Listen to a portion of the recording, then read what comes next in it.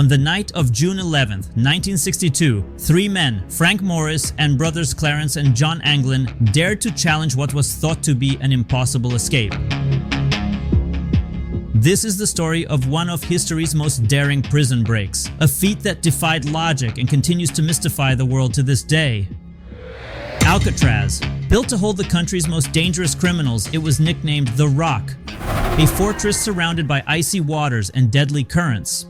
The morning of June 12, 1962 began like any other on Alcatraz Island. At 7 a.m. during roll call, the guards noticed something unusual. Frank Morris and the Anglin brothers failed to respond from their cells. A guard went to check and saw all three lying in their beds. But when he tapped Frank's head with his nightstick, the head rolled off. To the guard's horror, it wasn't a person, it was a papier-mâché dummy. The escape was real, and three prisoners had vanished into the night. Frank Morris, the supposed mastermind, was a career criminal with a history of escapes, earning him the nickname Houdini of the prison system. John and Clarence Anglin, brothers from Florida, were also notorious for their determination to break free, even attempting to escape Leavenworth Prison before landing in Alcatraz. According to the testimony of a fourth would-be escapee, Alan West, who failed to get out of his cell in time, the plan was months in the making and involved meticulous preparation. Their goal wasn't just to leave Alcatraz, it was to survive the icy waters of the San Francisco Bay and find freedom. The men began by enlarging the ventilation grates in their cells using spoons and chisels they fashioned from stolen materials. Each night, they covered their progress with cardboard or painted over the holes to fool the guards. West, who worked in the prison's maintenance department, even supplied green paint to help camouflage their work. Meanwhile, they crafted lifelike dummy heads using soap, cement, and real human hair they collected from the prison barbershop. These heads bought them precious time during nighttime checks. Once through the vents, the men entered an unguarded utility corridor. This area became their makeshift workshop, where they built the tools for their final getaway. They collected over 50 raincoats from the prison and stitched them together to create a raft and life vest, using heat from the prison's steam pipes to seal the seams. They even used a concertina, a musical instrument, as a bellows to inflate the raft. The plan was bold, ingenious, and fraught with danger.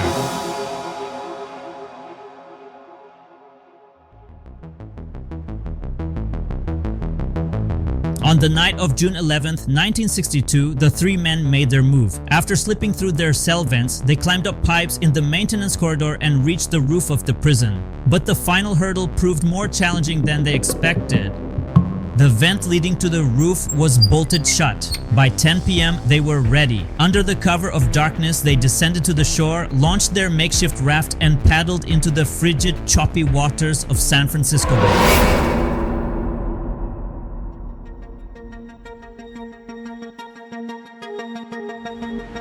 The next morning, Alcatraz was in chaos. The guards and prisoners alike were shocked. How could three men have escaped what was considered the most secure prison in the country?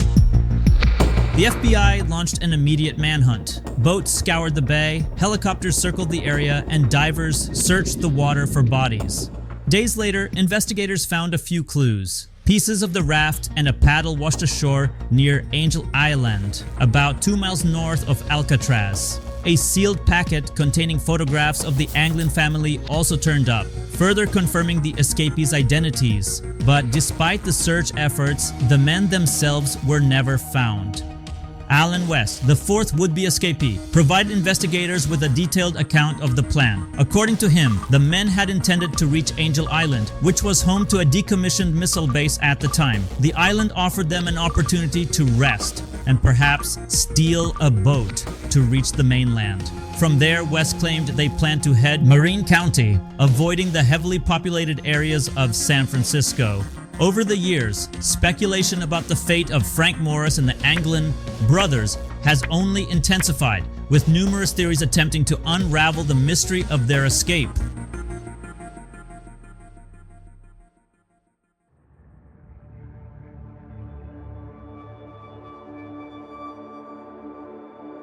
One of the most intriguing claims comes from the Anglin family. In the 1990s, they received a photograph allegedly showing John and Clarence Anglin alive and well in Brazil. While the FBI dismissed the photo as inconclusive, experts pointed out striking similarities in facial features, leaving room for doubt.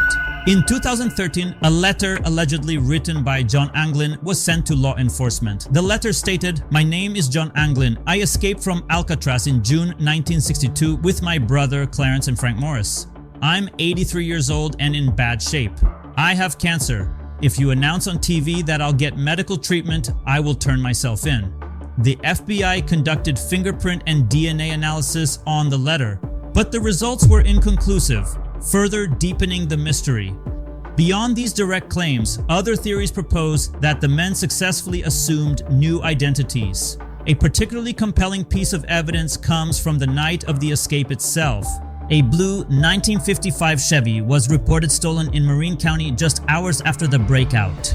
Multiple eyewitnesses claim to have seen 3 men inside the car, which was later spotted nearly 100 miles away in Stockton, California. If these accounts are accurate, they suggest the men may have escaped far beyond the immediate vicinity of the prison, leaving authorities scrambling in the wrong direction. Some believe the escapees may have received outside help, potentially from organized crime connections. The Anglin brothers in particular had family ties to criminal networks, raising speculation that an accomplice may have arranged for a boat to pick them up near Angel Island. If this theory holds true, it will explain why the escapees seemingly vanished without a trace, with no bodies ever recovered. However, despite extensive investigations, no solid proof of such assistance has ever surfaced. Perhaps the most astonishing theories suggest that the Anglin brothers were spotted multiple times in South America.